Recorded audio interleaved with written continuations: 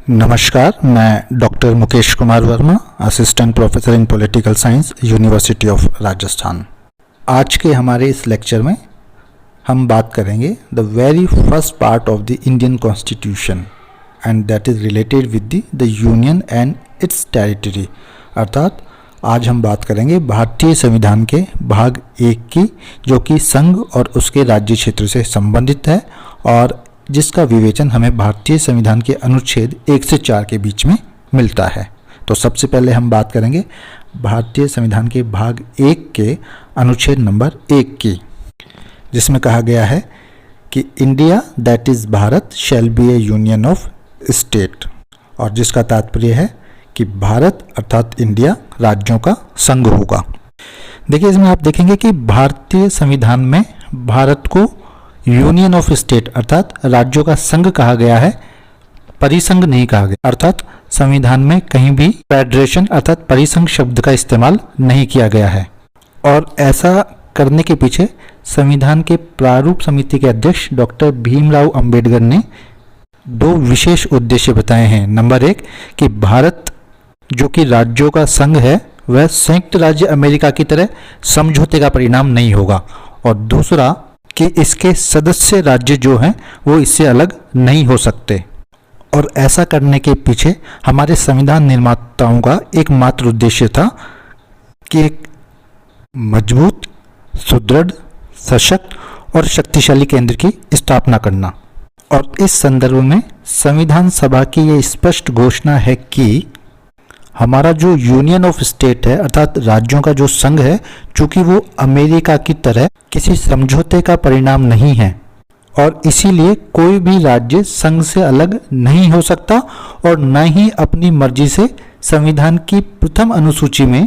निर्धारित अपने राज्य क्षेत्र में किसी प्रकार का परिवर्तन कर सकता है।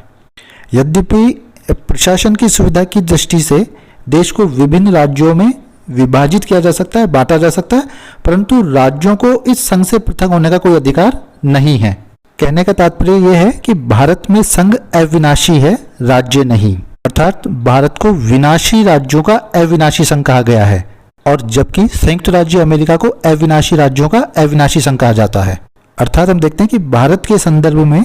संघ जो है वो राज्यों की सीमाओं को बदल सकता है, 2 या 2 से अधिक राज्यों को मिलाकर या एक राज्य को विभाजित करके नया राज्य बना सकता है, और संघ जो है वो किसी राज्य के नाम में भी परिवर्तन कर सकता है। इन शॉर्ट हम कह सकते हैं कि संघ को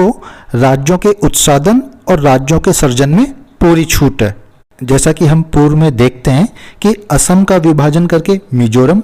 अरुणाचल प्रदेश और मेघालय आदि नए राज्य बनाए गए, और इसी प्रकार भोपाल और अजमेर को उनके निकटवर्ती राज्यों में मिला दिया गया। और वर्ष 2000 में उत्तराखंड, झारखंड और छत्तीसगढ़ 3 नए राज्यों का भी निर्माण किया गया था। और यदि हम देश के नाम के संदर्भ में भी बात करें तो हम देखते हैं कि इस संदर्भ में संविधान सभा ने काफ़ी विस्तार के साथ विचार विमर्श किया था। चूँकि हमारे देश का प्राचीन नाम भारत था और ये नाम देश की एकता और अखंडता की चेतना को अभिव्यक्त करने वाला था। वहीं जो इंडिया नाम है वो देश का आधुनिक नाम था और इसी नाम से देश को विश्व भर में जाना जाने लगा था। और हम देखते हैं कि संयुक्त राष्ट्र संघ में भी सदस्य के रूप में इसका नाम इंडिया ही था, और अन्य किन्हीं देशों से यदि हमने समझौते किए थे तो वो भी इंडिया नाम से ही किए थे। इसलिए हम देखते हैं कि अंततः भारत अर्थात इंडिया के नाम को ही सर्वसम्मति से स्वीकार किया गया, और इस नाम को सर्वसम्मति से स्वीकार करते हुए संविधान के अनुच्छेद 1 में कहा गया कि भारत अर्थात इंडिया क्या होगा, राज्यों का संघ होगा। और इसी प्रकार हम देखते हैं कि राज्यों तथा संघ राज्य क्षेत्रों के नाम और प्रत्येक के अंतर्गत आने वाले राज्य क्षेत्रों का उल्लेख भी संविधान के प्रथम अनुच्छेद में किया गया है। तो इस प्रकार हम देखते हैं कि कॉन्स्टिट्यूशन का जो फर्स्ट आर्टिकल है उसमें कहा गया है कि India that is Bharat shall be A union of state, और जिसका तात्पर्य है भारत अर्थात इंडिया राज्यों का संघ होगा। और हम अब बात करेंगे आर्टिकल नंबर 2 की, that is related with the admission और एस्टेब्लिशमेंट ऑफ न्यू स्टेट, अर्थात नए राज्यों का प्रवेश और स्थापना। अर्थात हम देखते हैं कि संविधान के अनुच्छेद 2 में ये प्रावधान किया गया है कि संसद जो है वो विधि द्वारा भारत संघ में नए राज्यों का प्रवेश या उनकी स्थापना कर सकती है। हम देखते हैं कि संविधान के लागू होने के बाद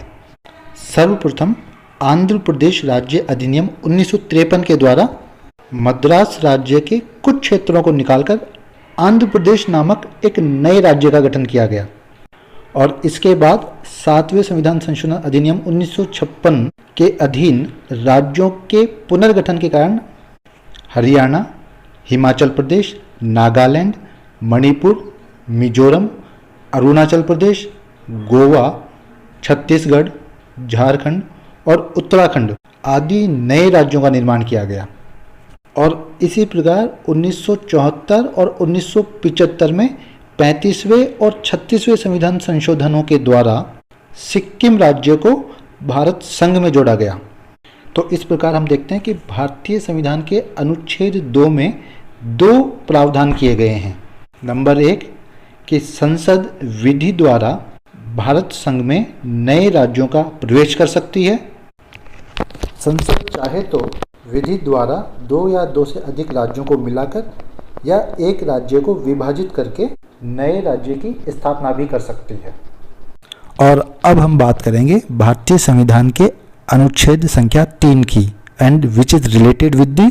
formation of new states and alteration of areas, boundaries और नेम्स ऑफ एग्जिस्टिंग स्टेट्स, अर्थात नए राज्यों का निर्माण और वर्तमान राज्यों के क्षेत्रों, सीमाओं या नामों में परिवर्तन।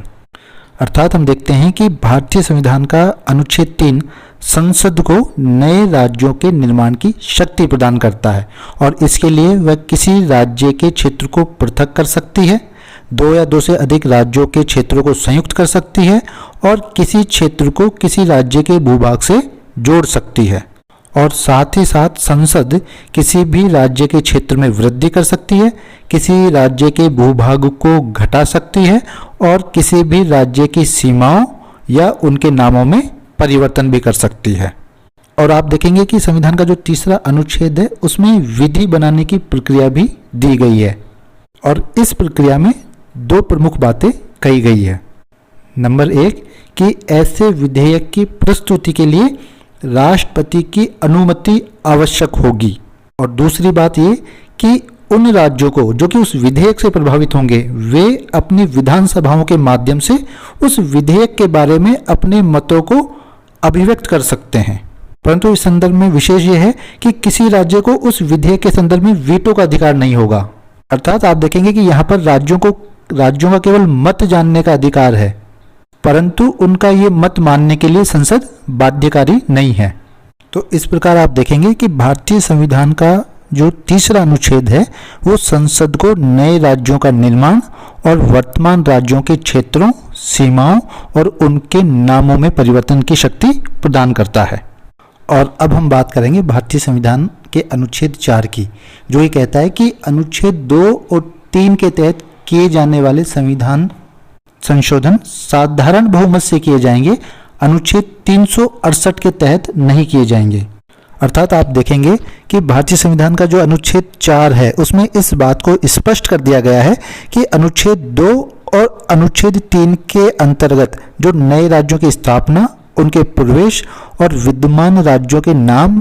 क्षेत्र और उनकी सीमाओं में परिवर्तन के लिए जो विधियां बनाई गई हैं वे अनुच्छेद 368 के अधीन क्या नहीं मानी जाएगी, संविधान संशोधन नहीं मानी जाएगी। इसका मतलब ये हुआ कि उन्हें बिना किसी विशेष प्रक्रिया के तथा किसी भी अन्य साधारण विधान की तरह साधारण बहुमत द्वारा पारित किया जा सकता है। अर्थात कहने का तात्पर्य यह है कि अनुच्छेद 2 और अनुच्छेद 3 के तहत जो भी परिवर्तन किए जाएंगे वे साधारण बहुमत से ही पारित किए जा पाएंगे, उनके लिए किसी विशेष प्रक्रिया की आवश्यकता नहीं होगी। तो इस प्रकार हम देखते हैं कि भारतीय संविधान का जो भाग फर्स्ट है वो the union and it's territory से रिलेटेड है, अर्थात संघ और उसके राज्य क्षेत्र से संबंधित है और इसमें भारतीय संविधान के अनुच्छेद संख्या 1 से 4 के बीच में है। तो एक बार फिर से क्विक रिवीजन कर लेते हैं। आप देखेंगे कि जो आर्टिकल नंबर 1 है उसमें कहा गया है कि India that is Bharat shall be A union of state, अर्थात भारत इंडिया राज्यों का एक संघ होगा। सेकेंड नंबर का article which is related with the admission और एस्टेब्लिशमेंट ऑफ न्यू स्टेट, अर्थात नए राज्यों का प्रवेश और स्थापना से संबंधित है। और नंबर 3 जो आर्टिकल है it is related with the formation of new states and alteration of areas, boundaries और नेम्स ऑफ एग्जिस्टिंग स्टेट, अर्थात नए राज्यों का निर्माण और वर्तमान राज्यों के क्षेत्रों, सीमाओं और नामों में परिवर्तन से संबंधित संसद की शक्ति। और नंबर 4 में कहा गया है कि अनुच्छेद 2 और 3 के तहत किए जाने वाले संविधान संशोधन साधारण बहुमत से किए जाएंगे, अनुच्छेद 368 के तहत नहीं किए जाएंगे। तो इस प्रकार आज का हमारा टॉपिक समाप्त होता है। एक नए टॉपिक के साथ फिर मिलेंगे, तब तक के लिए नमस्कार, धन्यवाद।